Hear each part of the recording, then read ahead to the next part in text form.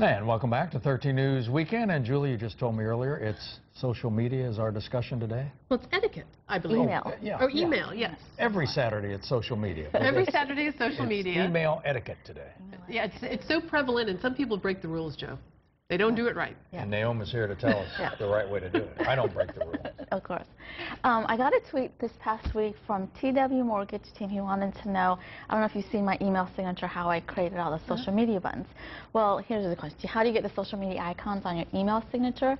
And that's a great way to promote all your social media profiles if you have them, especially if you use them for business. So I have an actual video tutorial, and I'll put a link on my blog on how to set it up if you use Outlook.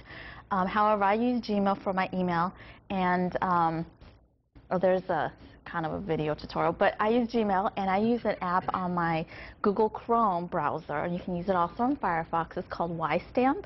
You can create 2 email signatures for free, and here it is. It's called YStamp.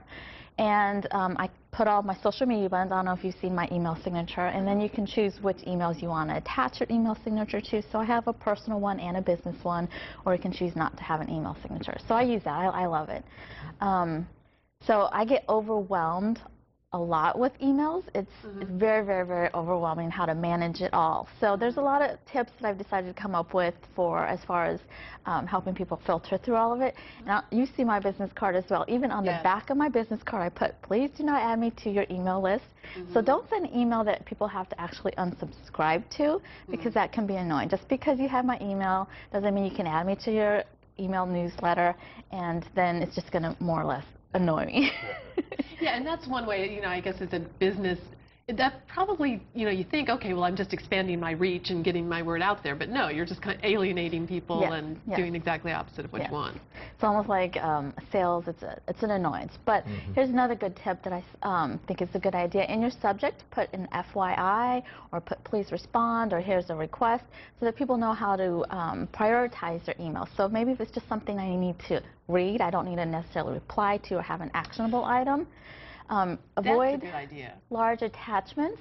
Sometimes if you get emails with tons and tons of attachments, it can be hard to go through all that. So I say use Google Drive or use a Dropbox to add those, and then send the email with that link. Make sure email is the right form of communication, as far as maybe you can just call them or text them or do an instant message through Google Talk or Google Messenger and ask a quick question instead of getting, again, more and more emails. And that's, again, and it was a work-related thing, but someone said, I was going to, email, and I thought, it'll be just quicker to call. And sometimes, that's the best way to just get a quick answer, be like, okay, done.